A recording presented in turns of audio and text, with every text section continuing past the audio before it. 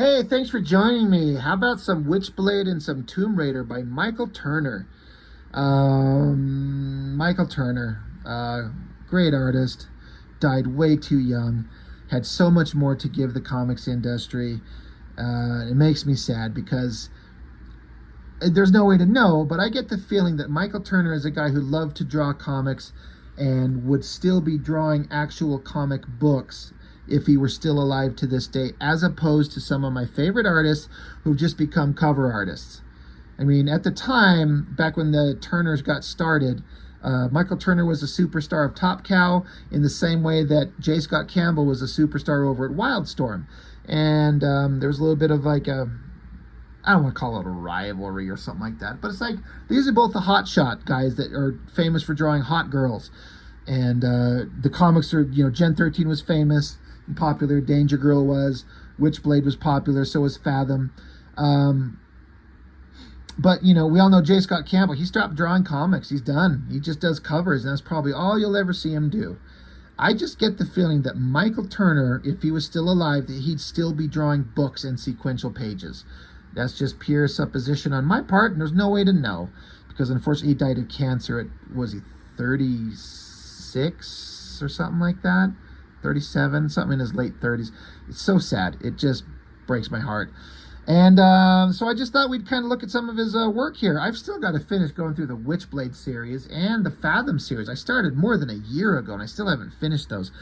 I don't know which one of these things come first. It's Witchblade Tomb Raider, #1, and it's Tomb Raider Witchblade Revisited, #1. And I looked inside the covers, and they're both December of '98 on the,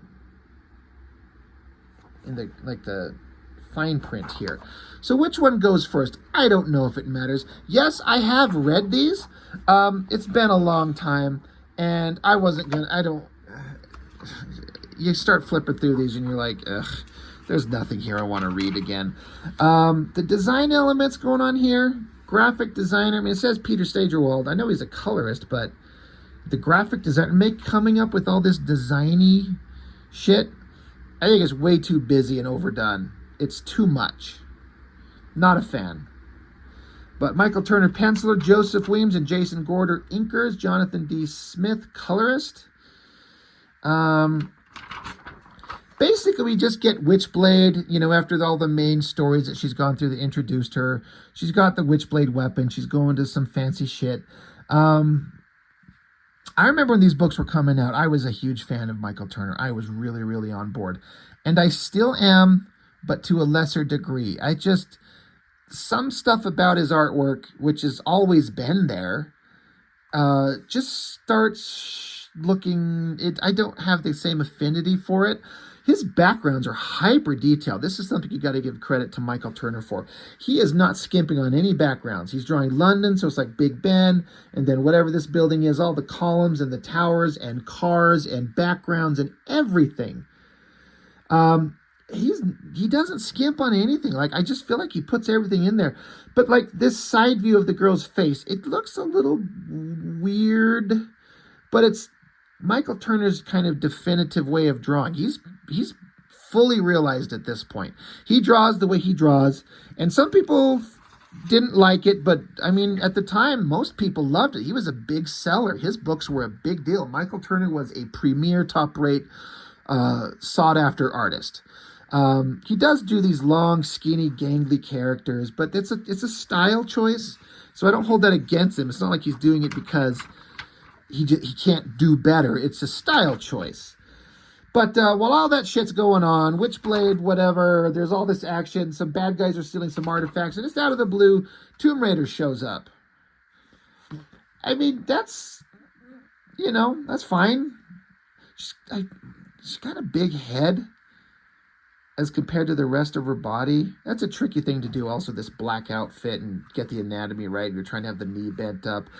Good hands folded together, holding the gun. That looks great. But she shows up and Witchblade's there. Sarah Pizzini, she's a cop, and she's like, hey, oh shit, they know each other. They've already met. So the characters have met somewhere at some point. Like, hey, Sarah, you're here. Anyway, let's jump in this. Doesn't say what it is. I'm trying to see if I could tell what kind of car this is. I'm not a huge car guy. I like cars, but I don't know enough about it to tell what it is. I do like that they say how Sarah Pazzini, she's driving, and because they're in Europe, the driver's seat is on the opposite as we're used to in the United States. So she's on the left side of the car, or the right side of the car. So she's shifting left-handed.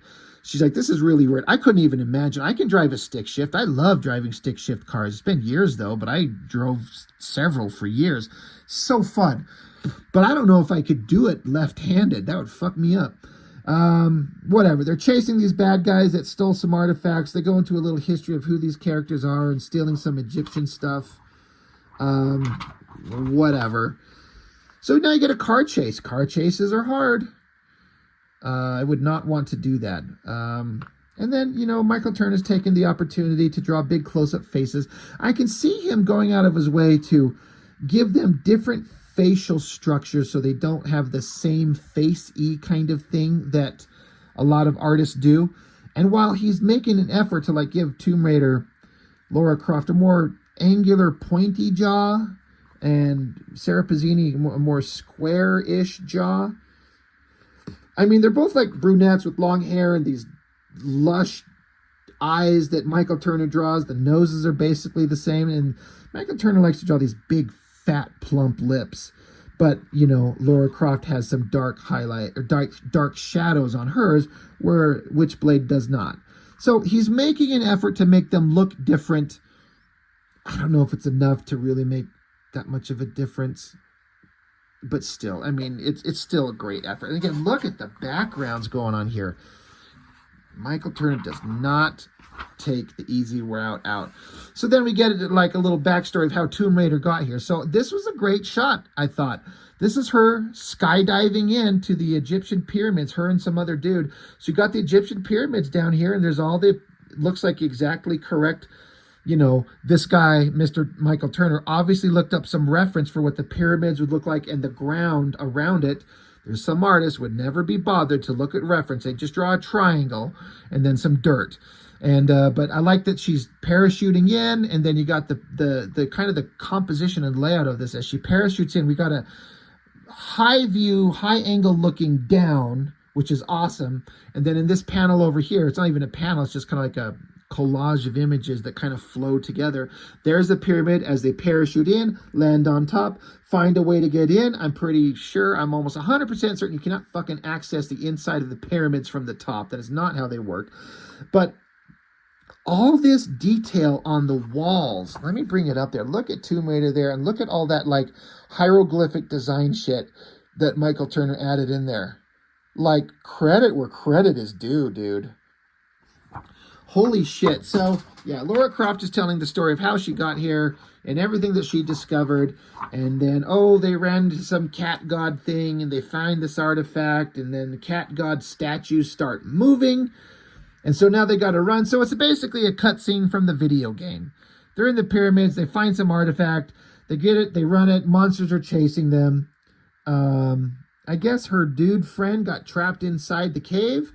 So good job, Tomb Raider. You saved the. You're stealing an ancient artifact that doesn't belong to you. It belongs to this culture, but you stole it. But you let your dude get killed. And she's acting like she's sad. Whatever. Great background shot of this landscape and the bridge going around. So the car's coming around the corner that Witchblade and Tomb Raider are in, and the bad guys stop to just start unloading with their machine guns, in which hits the glass. So. Tomb Raider girl's trying to say, don't swerve, the glass is bulletproof. But Sarah Pazzini, she doesn't know that, so she's just ducking, you know, swerving out of the way to avoid getting shot. But now they go over the side. But of course, what Tomb Raider girl doesn't know is that Witchblade girl's got her, well, she probably knows. These guys have met, whatever.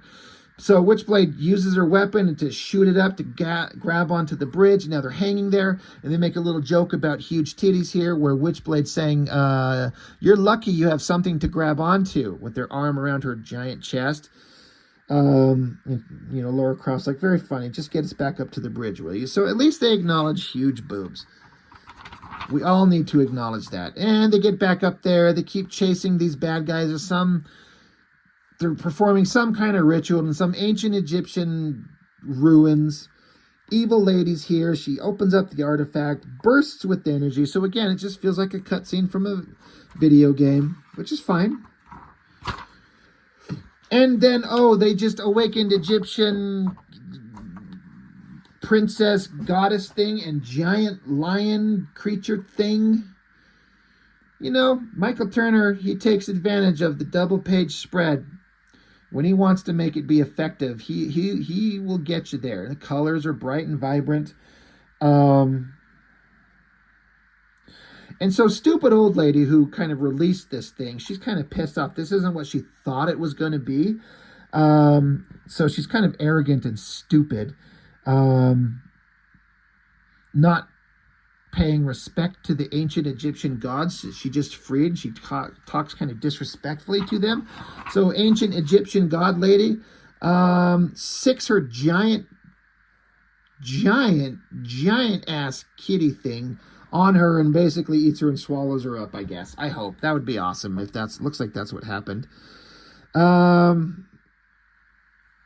So I guess Tomb Raider and Witchblade, they show up. Oh shit, gotta turn it on its side. So we get this shot. Jesus Lord, look at those long, skinny legs on these girls. Tiny little narrow hips. Again, style choice on the side of Michael Turner. And he makes it look elegant and pretty, and it works. It's just a little bit too stylized for my personal tastes. But there they are. Witchblade weapon starts coiling under the ground and grabs a giant kitty thing. Egyptian goddess girl's pissed off. But she also notices, she recognizes the Witchblade. So it lets you know that as a woman and she recognizes the Witchblade, there's some connection there. So Egyptian goddess girl shoots lasers out of her hands as Tomb Raider dives and gets the artifact. And so they face off. They yell at each other. Egyptian goddess girl points her hands. That's kind of a weird looking hand. It's still okay. But somehow they get Egyptian goddess girl to suck back into the artifact. And, oh, look, she's back. She's fine. Oh, and the giant kitty that ate people is just back to a tiny little kitty cub. Aww, it's actually kind of cute. And, oh, and so then we cut back later. I guess Sarah's gone back with Laura Croft back to her home in London or whatever to take advantage of all the rich wealth that Laura Croft has. And they got the little kitty there. And in my imagination, Witchblade and Laura Croft, they run off and go have some little adventures in the bedroom, because why not? That's just show me that story. Oh, and meanwhile, inside the pyramids where Laura Croft's buddy got trapped, he's just sitting there next to giant stone kitty creature, and he's still alive, and he's pissed or something. It says, to be continued in Tales of Witchblade coming next year. I don't think I have that book. I don't think I care either. Does anybody care? Michael Turner's Fathom was coming out, so... Well, that's that one. That's one issue of Tomb Raider Witchblade. What goes on in the other issue of Tomb Raider Witchblade? Overdone credits page again. Just too much text. It's too busy. Big and small letters here. Little circles with text to read in there. Text in the background. Little credits over here and more credits there and more. It's just too much. It's too busy. It's overdone. It's not awesome. Anyway, well, we're not in Egypt anymore. We're in some city street. Great city street here. Like I was saying, Michael Turner doesn't skimp on any of this. Apartment complex, some old lady is on the phone, and then giant monster comes smashing through the wall holding a guy. Holy shit, these are some tall ceilings. If this is a 6-foot tall man, these are 12-foot tall ceilings in an apartment in New York. Is it New York? Either way, whatever. Giant monster kills a guy, so I guess the adventure's on. Oh, look who showed up. It's Tomb Raider in classic outfit, with her round glasses and her double whatever guns. God, he did the same thing. It's funny. This must be a very specific point. Whenever Tomb Raider shows up, he just does a big splash page of her and no backgrounds. And I don't care about the no background part because Michael Turner can and will do it. But he very specifically, very intentionally drew both times with her. Just a big cool shot of her showing up. and no background. It's fine, you know. Maybe it's contractually obligated from the video game company to like make her stand out. Giant dragon roars at her, punches at her. She jumps, tucks, rolls, shoots, hits the monster. He runs off. That's a pretty complicated little figure drawing to... Let me flip it over just looking at this, trying to imagine drawing this figure. These guns. Got him at very three-dimensional kind of angles. Michael Turner, man, the guy was talented. Even if you're not a fan of his skinny, gangly kind of chicks, the guy could do all kinds of neat stuff. And then you get like this three panels where like this couple is sitting in an apartment watching X-Files, and the girl's like, how can you watch this paranormal crap? It's so unbelievable. And then boom, giant demon monster comes plowing through their apartment, and Warrior Babe with guns chases him. And they're like, oh, okay. So, you know, an attempt at humor. I guess it's kind of funny. Demon monster jumps out, flies away. Lara Croft couldn't stop him. Sucks to be her. Anyway, now I guess Sarah Pazzini has shown up. I guess this is when they first met. So maybe I've gone these in the reverse order. I mean, it's not like they're continuing stories. So who fucking cares? But they're talking like this is where they just met. This is Lara Croft, and so Lara Croft is saying, "I didn't kill anyone, detective," and she's like, "Pazzini, Sarah Pazzini." So sorry if you know the order of these and you saw me do them in reverse order, you know, yell at me in the comments. I'm sure I'll read them all. But goofy cop guy is checking out Tomb Raider, because who wouldn't? That's a kind of a good side view face of her. I mean, it looks like the character with the braided hair and the outfit. Big pointy jaw. But yeah, Tomb Raider, she's given kind of a little backstory of what she's been doing. Again, look at this. Very long, skinny character. That aside, I think the composition works. You get a good sexy shot of the character. Great hyper-detailed backgrounds. Like, it's all there. It's all really cool. It's like an Indiana Jones adventure, except with a girl with tits and guns. Big double-page spread. Old, withered, creepy-looking guy. Look at the office background, all the bookshelves. I guess the guy or a monster shows up. I guess it's kind of an okay monster design, I guess. Lara Croft's there, and she has to shoot at him and take him out. It's like generic monster creature, which is fine. I skipped on mentioning inks. Joe Weems. Man, I get excited anytime Joe Weems inks anything. I think he's so good. And I wish that we could see him more on some of the artists I like. I think Mark Silvestri's work looks best inked by him, personally. Look at another great establishing shot. All this rocky kind of landscape shot. Little car down here. Building up there. I mean, that's so impressive. And then the coloring. These Top Cow books always had fantastic coloring. And man, they did a great job. Colorists. Jonathan D. Smith. Yeah. So, beautiful looking stuff. So I guess Witchblade and Tomb Raider, they're on the job. Going to investigate something, whatever. Another great background shot, full backgrounds, creepy old man, two hot girls on the case. Oh, look, old man is the monster. Again, I guess it's kind of an okay monster design. Just like a big dragon thing with an alien xenomorph face. But if you know the Witchblade, she basically is invulnerable to anything when she's got her weapon out at full power. So this is a good use of a double-page flip-over spread. Witchblade's looking good, full backgrounds, big giant shot. I mean, imagine the size of this original drawing. If these are two 11 by 17 boards, that's a big drawing. And the bigger it is, it can start drifting and getting away from you and getting distorted if you're not really careful. But it's pretty good looking.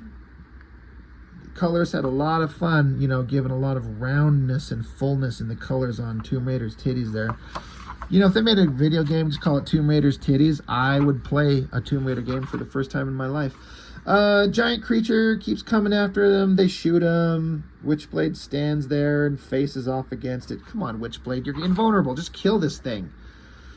It picks her up, so the Witchblade wraps around its hand and snaps it off.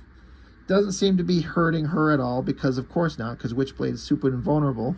And then, I guess, Tomb Raider girl, she uses a knife to carve this jewel that was in the middle of his chest, this amulet, which I didn't pay attention to, because who fucking cares? But it's got like this jewel amulet thing that powers him. Well, Tomb Raider, she carved it out of him. Good job. And then later on, Old Man still shows up and he's doing some evil, creepy shit, and that's the end of the story. Who cares? So, yeah, I used to be a really, really big fan of Michael Turner, and I'm not trying to say that I'm not anymore.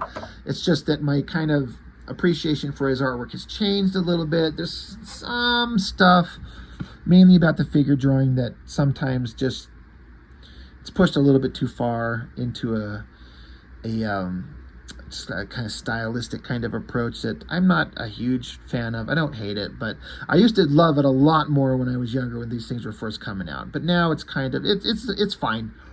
But again, I just feel like it's just sad to know that Michael Turner died of cancer, and he just, all he wanted to do was draw comics. He had a million ideas going on that he always wanted to have. You know, he had his Fathom, he had his Soulfire, he had his oh my god, that other one with all the animal creatures. I can't remember it. I think there's a Kickstarter recently to get that series back going. Anyway, he just had a lot of ideas, and he loved to draw comics, and he was talented, and he was dedicated, and he put in the work, and he put it out, and it's awesome.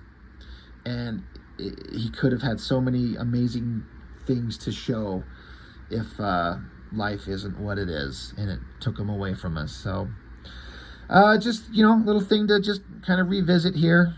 Tomb Raider and Witchblade. Kind of silly bad girl shit, but it's fun. It's fun stuff, and it's a good time. So that's all I've got. Thanks for watching. I'll see you next time.